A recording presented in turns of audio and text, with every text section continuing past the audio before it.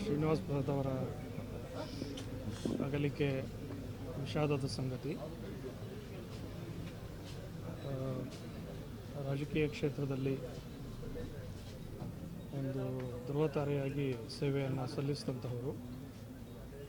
ಅವರು ವಿದ್ಯಾರ್ಥಿ ದಿವಸಗಳಿಂದಲೂ ಕೂಡ ನಾಯಕತ್ವದ ಗುಣಗಳನ್ನು ಮೈಗೂಡಿಸಿಕೊಂಡಿದ್ದಂಥವರು.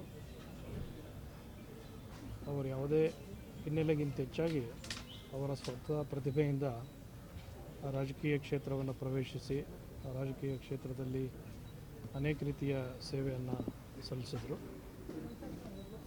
ಅವರು ನಂಬಿದಂತಹ ಒಂದು ಸಾಮಾಜಿಕ ತತ್ವ ಸಿದ್ಧಾಂತಗಳಿಗೆ ಬದ್ಧರಾಗಿ ದಲಿತರ ಒಂದು ಧ್ವನಿಯಾಗಿ ಅವರು ಸೇವೆಯನ್ನು ಸಲ್ಲಿಸಿದರು.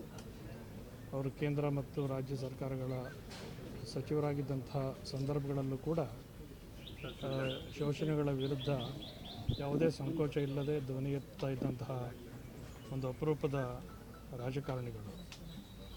ಅಂತಹ ಸಂದರ್ಭಗಳಲ್ಲಿ ಅವರ ಅಧಿಕಾರದ ಜೊತೆ ಹೊಂದಾಣಿಕೆಯನ್ನು ಮಾಡಿಕೊಳ್ಳದೆ ಅವರು ನಂಬಿದಂತಹ ತತ್ವ ಸಿದ್ಧಾಂತಗಳಿಗೆ ಬದ್ಧರಾಗಿದ್ದಂಥವರು. ಅದು ಅನೇಕ ಬಾರಿ ಅವರೇ ಪುನರುಚ್ಚರಿಸ್ತಾ ಇದ್ದಂಥ ಕೂಡ ಎಲ್ಲರಿಗೂ ಕೂಡ ಗೊತ್ತಿರುವಂತಹದ್ದು.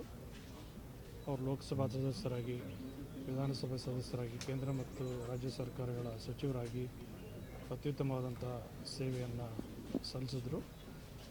ಮತ್ತು ಇದೀಗ ಅವರು ದಿವಂಗತರಾಗಿದ್ದಾರೆ. ಆದರೆ ಅವರದ ಬದುಕಿನಲ್ಲಿ ಒಂದು ಆಶಯ ಇತ್ತು. ಏನು ಅಂತಂದರೆ, ರಾಜಕೀಯದಲ್ಲಿ ಇಷ್ಟೆಲ್ಲ ಇದ್ದು ಸಕ್ರಿಯ ರಾಜಕಾರಣದಿಂದ ನಿವೃತ್ತನಾಗಿ ಒಂದು ಮುಕ್ತವಾದಂತಹ ಮನಸ್ಸಿನಿಂದ ಇರಬೇಕು ಅಂತನ್ನುವ ಆಶಯ ಅವ್ರಿಗಿತ್ತು. ಬಹುಶಃ ವಿಧಿಯ ಒಂದು ಸಂಕಲ್ಪದಂತೆ ಕಳೆದ ತಿಂಗಳು ಅಂತಹ ಒಂದು ನಿರ್ಧಾರವನ್ನು ಕೂಡ ಕೈಗೊಂಡು ಸಕ್ರಿಯ ರಾಜಕೀಯದಿಂದ ನಿವೃತ್ತಿಯನ್ನು ಪಡೆದು ಮಾಡೋದು ಬಹುಶಃ ಅವರಿಗೆ ಅವ್ರ ಜೀವನದಲ್ಲಿ ಒಂದು ಶಾಂತಿ ನೆಮ್ಮದಿ ಸಿಗಲಿಕ್ಕೆ ಅವಕಾಶವನ್ನು ಕಲ್ಪಿಸಿದೆ ಅಂತ ಅಂದ್ಕೊಂಡು ಭಗವಂತ ಅವರ ಆತ್ಮಕ್ಕೆ ಶಾಂತಿಯನ್ನು ಕೊಡಲಿ. ಅವ್ರ ಕುಟುಂಬ ವರ್ಗದವರೇ, ಬಂಧು ಬಾಂಧವರಿಗೆ ಮತ್ತು ಎಲ್ಲ ಸಾರ್ವಜನಿಕರಿಗೆ ಉಂಟಾಗಿರೋ ದುಃಖವನ್ನು ಭರಿಸೋ ಶಕ್ತಿ ನೀಡಲಿ ಅಂತ ಹಾರೈಸ್ತೀನಿ.